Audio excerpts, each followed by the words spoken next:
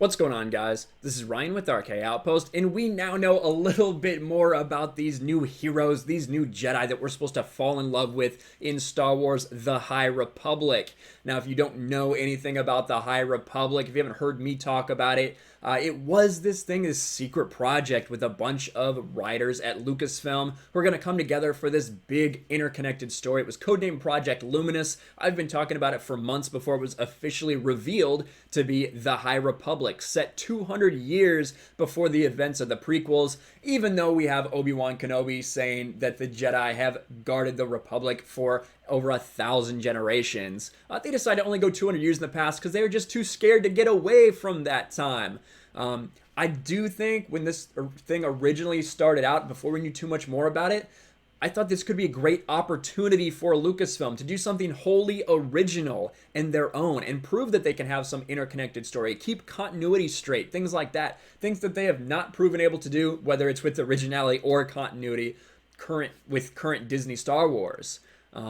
But we'll see what happens. We got to give it a chance, I suppose, right? But we're definitely going to look at it as everything comes out. One of the main concerns about this is, of the 5 authors who are going to be a part of these books and comics, 3 of them, there's a lot of reason to be concerned about them. Claudia Gray, Daniel Jose Older, and Justina Ireland are all big-time SJWs. They make no bones about it. When you look at what the things they say on Twitter and some of the things that are in their books, it is clear as day. Now, Claudia Gray, to her credit, has written some great stuff when she keeps politics out of it. But will they be able to keep politics out of it? In this, we saw the whole whiteboard reveal the things that they thought were important with this whiteboard when they assembled the story group and they assembled everyone to develop the High Republic. Only time will tell if they're able to actually keep it out of the story. But let's take a look at these new characters, see if it's something that you guys can get invested in, if it's something I want to get invested in. And there's that quote from Obi-Wan Kenobi. It's, for over 1,000 generations, the Jedi Knights were guardians of peace and justice. That stayed with fans for years, inspiring questions, images, and wonder.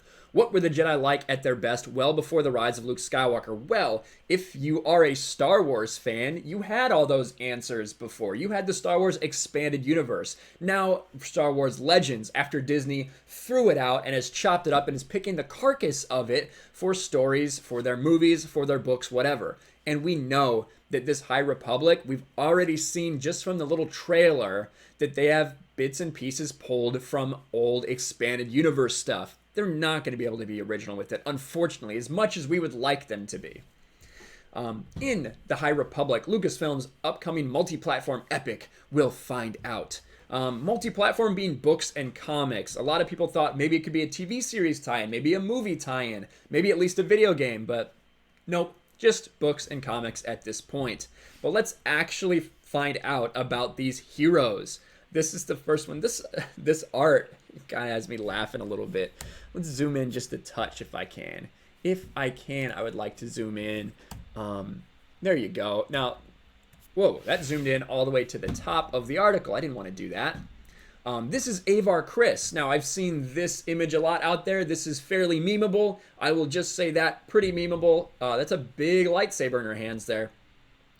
Anyway, where are her organs, though? That's my question.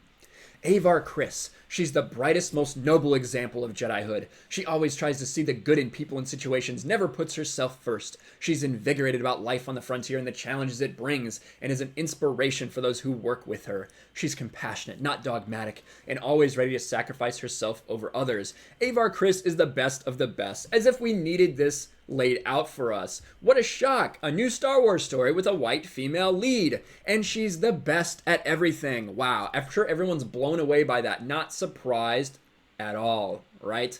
Again, there you have it. She doesn't have any weaknesses. She's simply the best of the best. Awesome. What an intriguing character. Now we have this, a Twi'lek master. Look at him. He looks very glorious in these robes. Indeed. Loden Greatstorm. And I will say the first thing I thought about this, Loden Greatstorm, that is not a Twi'lek name. I'm just going to say it. Greatstorm is a Tatooine surname, Tatooine human surname. Skywalker, Darklighter, Moonspinner, White Sun. Those are all names that we have heard from Tatooine. Greatstorm sounds very similar to that kind of So that kind of theme, I've seen a lot of Twi'leks, both in Disney canon and in the expanded universe, now known as Legends, and that's a very strange name for a Twi'lek to have. That's all I'm saying. If you have an example of a Twi'lek name that is something like this, a little more like this, please let me know. But this really stood out to me. Let me know in the comments below.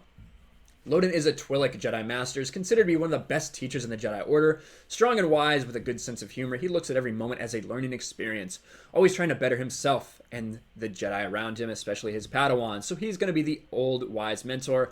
I don't know if Avar really needs it. She seems like she has everything well in hand. Now this character, a lot of people are focusing on this character because of how she looks, because she does have the side of her head shaved, and we have a character that looks literally exactly like this in Star Wars The Clone Wars. One of the reasons that this new season and this Ahsoka walkabout arc is kind of trash and boring because it's full of characters we don't care about, including the one that this character looks literally exactly like, Rafa Martez. You could just interchange their heads, they look exactly the same. She does have a little smirk on her face though. I might see some organs here. Maybe not, though. Where are her organs? Keeve Trennis. She's a young firebrand Jedi, believed to have a great future ahead of her, if only she would believe it herself. Quick-witted and more impulsive than she should be, she's only been a Jedi Knight for a few weeks and is a little starstruck, knowing many of the great things Chris has done in her past. She is determined to prove herself to Avar, the best of the best Jedi, and the other legendary Jedi stationed on Starlight Beacon, but first she must trust in herself as much as she trusts in the Force. At least she has some intriguing qualities and maybe some weaknesses and flaws. That'll be interesting. Possibly. We'll see. But she's probably going to say, like, down with the patriarchy or something about rights for certain people. I don't know. We'll see what happens. Ooh, we have a white male. Nah, this guy's got to be a villain, right? No, he's a Jedi? What? Craziness. Stellan Gios. Stellan's an optimistic and well-respected master. He came up through the Order with Avar Kriss, and although they're often on different assignments, when they work together, they're a powerhouse team of two noble heroes in action. So only when they work together is he going to be the best of the best, just like her. Got it. Strong in the Force and a natural teacher, he's stationed at one of the Jedi Temple outposts. There you go. I wonder if he's going to get Me Too'd at any point in the High Republic. I'd have to think so, but who knows. And now we get to this character, who this will be in Justina Ireland's young adult novel. It'll be focused on her. I think I have my speculations on how that will be, but let's see. Vernestra Vern Quo. I don't Ro. Sorry, what am I saying Q for? Wa. I don't know how to say that, but call her Vern, I guess. She's a newly minted Jedi. Vernestra was Padawan to Stellan Gios. She works hard and is devoted to the Jedi Order, more so than most at her age. And this is the key here. At 16, she is one of the youngest knights in a generation. And if you read the synopsis for Justina Ireland's book, it makes it very clear that she is like the best young Jedi ever to come up. Everyone looks at her because she is just absolutely amazing and incredible and the bestest ever, right? So she wants to be the next Avar, probably, because she's also the bestest ever. She struggles to fit in with the adults while also setting a good example for younger Jedi. And there you have it. These are your heroes, the ones that you will be getting attached to. In August, when this hopefully comes out, you know, it's supposed to coincide with Star Wars Celebration. Will Star Wars Celebration actually happen at this point? With everything going on in the world, we can still hope it will, but I think it should be called into question a little bit at this point in time. Like I said, this High Republic could have been a great opportunity, and still is, for Disney Star Wars to do something unique, something original, and something that's focused on a great story and not any kind of political or identity politics messaging.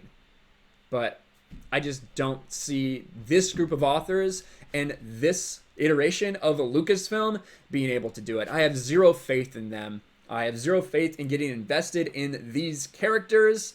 I think we all know what it's going to be, but as it comes out, we'll have to look, we'll have to evaluate, and we'll have to tell you exactly what's going on. But let me know what you think about these characters. If it's something that you think you could get interested in, are you looking forward to the High Republic, or you not give a crap because what Lucasfilm has done, they haven't showed that you should give them any benefit of the doubt.